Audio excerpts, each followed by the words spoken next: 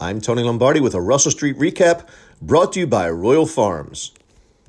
Man, sure smells like Royal Farms fried chicken.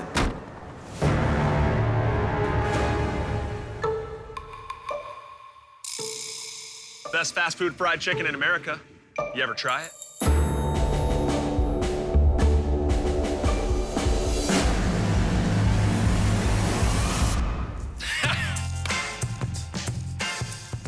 Hey, you hungry?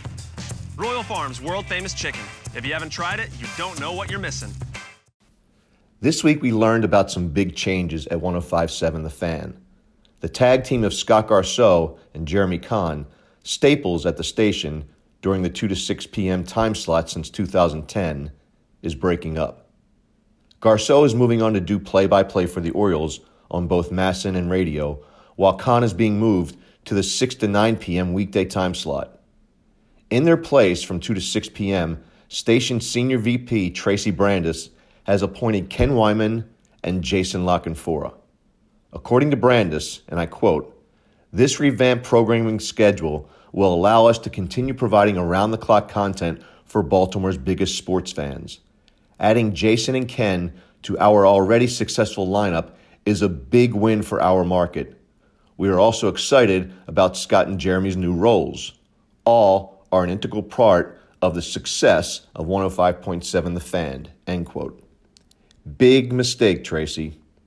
But before I elaborate, let me first thank Scott and Jeremy for the many conversations we had on air Mondays and Fridays for several years. They were always like barroom sports talks amongst friends that I thoroughly enjoyed, conversations that were derailed by a butthurt sports program director whose feelings were pricked by an April Fool's joke on Russell Street Report. Poor thing. That said, I sincerely admire both men and wish them continued success in their new roles. Now, for the new inside access, I'm not buying the Fan spin cycle here. First, the Fan doesn't have around-the-clock sports content. Their Saturday morning programming is often filled with such riveting talk about retirement programs and mortgages and vitamin supplements. And look, if they wanted to promote Wyman, why not leave him with Conn? Wyman, who possesses a wealthy knowledge of sports, is well-spoken, and delivers insightful opinions with an articulate flair, just doesn't get it done for me. The many positives are overshadowed by his condescending responses to anyone that shares a contrasting opinion.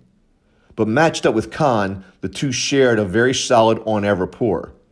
It's a pairing that makes sense to most, except, of course, to station management. So for all of his hard work and dedication, Conn gets demoted to the 6 to 9 p.m. slot, which more than likely signals a pay cut and regularly preempting to give way to programs like the Mark Turgeon Show and, of course, Orioles baseball.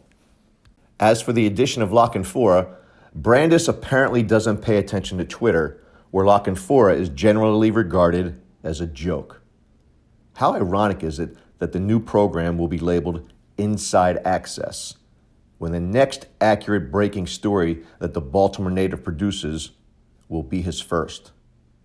Here are a couple of Canfora inside scoops, and I quote, "I would be shocked if John Harbaugh would be back for week 1 of 2019, end quote. Well, Jason, John was named NFL Coach of the Year in 2019 as a member of the Baltimore Ravens. And then there was this breaking story on former Ravens linebacker Zach Orr when Canfora hinted that the Ravens press conference for Orr was possibly to announce a contract extension. Nope, just the opposite. Orr announced his retirement. Perhaps the most interesting thing behind the Canfora hire will take place behind the scenes during the exchange between the 10 to 2 show and the 2 to 6 program. Vinny Serrato and Canfora have a history that is laced with acrimony and disdain. Just Google it and see for yourself. And while you put that search engine to work, look up how the self-proclaimed proud Baltimore sports fan jumped on the Red Sox bandwagon for 20 years. You know, I could be wrong about the show. Canfora is volatile and hot-headed, and how he interacts with callers could usher in some unintentionally good entertainment value. Can't wait to see how he handles callers like Bob from Parkville. Oh, wait. the station banned Bob and other callers like Ed from Arbutus. A poll conducted in our Facebook group, Ravens 24/7, shows that 64% are upset by the change, 17% like it, while another 15% said that they don't even listen to the station. Maybe what 105.7 needs is some solid competition. And no, with all due respect to Luke Jones, WNST does not count. That said, at the end of the day, it could be that the fans sought balance with their new Inside Access show. They've combined a guy who is never wrong with a guy who is never right. I'm Tony Lombardi.